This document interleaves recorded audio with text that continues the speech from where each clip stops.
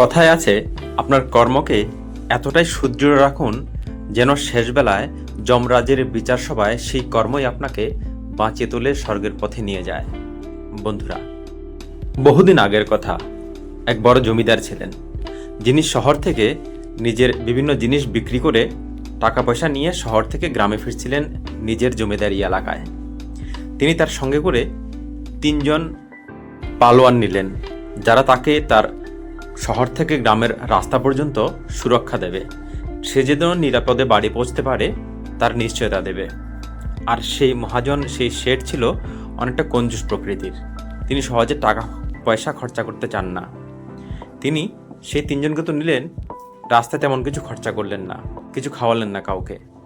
যখন বাড়ির কাছাকাছি এলেন, বাড়ির কাছাকাছি আসার পর তিনি ভাবলেন, আমি যদি এই 3জনকে বাড়ি নিয়ে যাই, তাহলে এই 3জন বাড়িতে গিয়ে কিছু না কিছু খেতে চাইবে বা আমাকে খাওয়াতে হবে। তাই আমি এদেরকে এখান থেকেই বিদায় করে দিই, তাহলে আর বাড়িতে যেতে হবে না, এদেরকে খাওয়া থেকেও আমি বেঁচে যাব, আমার টাকা পয়সা বাঁচবে। তখন তিনি তার সেই 3জন দেহারক্ষীকে বললেন, তোমরা এখন যেতে পারো, আমার হয়ে গেছে, আমি আর একটু গেলেই নিজের বাড়ি পেয়ে যাব, তোমরা এখন এখান থেকে আমাকে ছেড়ে চলে যেতে পারো। সেই 3জন দেহরক্ষী তাকে আবার জিজ্ঞাসা করলো যে, আপনি কি ঠিক বলছেন, আমরা কি চলে যাব? তখন তিনি আবার বললেন, হ্যাঁ ঠিক আছে, এরপর রাস্তাটা আমি চিনি, আমার এই জায়গার সব লোক আমার পরিচিত, আপনাদের আর যেতে হবে না, যথেষ্ট আমাদেরকে হেল্প করেছেন, এবার ধন্যবাদ, আপনারা আসতে পারুন। সেই মহাজনের কথা মতো সেই 3জন দেহরক্ষীও চলে গেল। সে মহাজন, তারা যখন চলে যায়, তারপর সে নিজের গলিতে ফিরল, যে গলি থেকে তার বাড়ি বড়জোর 100 থেকে 200 মিটার হবে। সে তার গলিতে যখন ঢুকলো, সেখানে ঘটল বিপত্তি। সেখানে 60 জন ব্যক্তি এসে তাকে ঘিরে ধরল।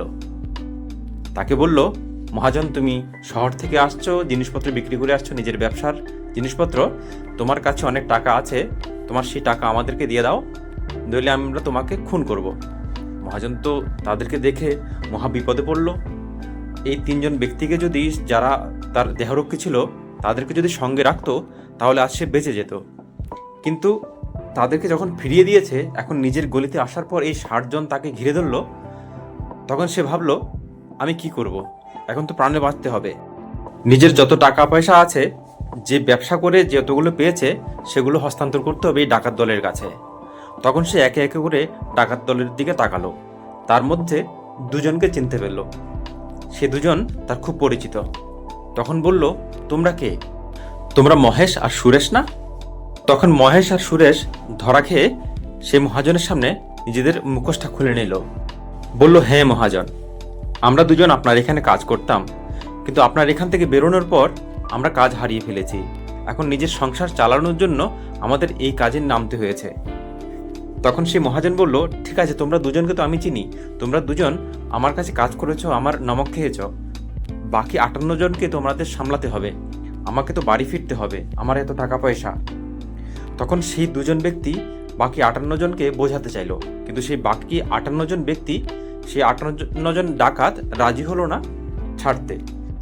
কিন্তু সেই 2জন বাকি 58 জনকে অনেকবার বোঝানোর পর তারা বুঝলো এবং তারা ফিরে গেল। ফিরে যাওয়ার পর সেই মহাজন বাড়ি গেল।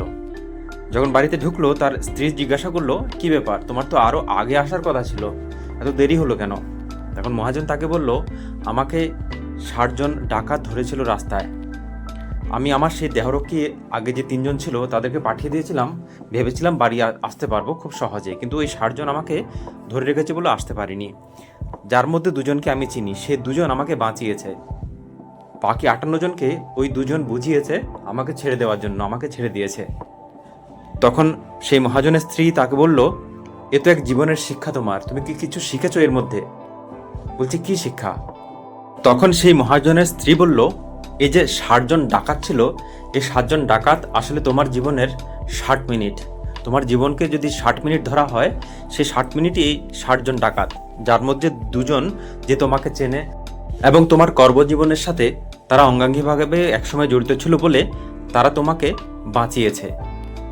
বাকি যে 58 জন, তাদেরকে তুমি চেনো না, তারা চাইলে তোমাকে যে কোনো সময় মেরে তোমার থেকে পয়সা নিয়ে চলে যেতে পারতো, কিন্তু তোমার সেই কর্ম, সে 2টো সময়, সে 2জন ডাকাত তোমার জীবনের 2টো সময়, সে 2জন ডাকাত তোমাকে বাঁচিয়েছে।